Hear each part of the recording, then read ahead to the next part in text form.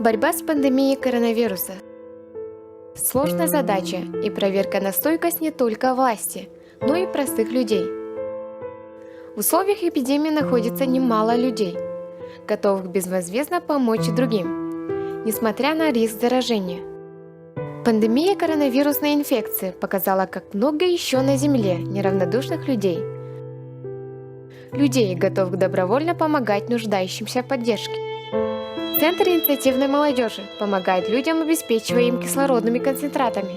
Кроме того, они раздают стационарам, отделениям СИЗа, лекарства, медикаменты, шприцы и салфетки. И все это они делают совершенно бесплатно. Волонтер – это хорошо. Это когда ты делаешь благие дела, совершаешь благие поступки и получаешь от этого удовольствие. Когда ты можешь помочь и тебя благодарят просто словами, и то от этого на душе становится светло и тепло.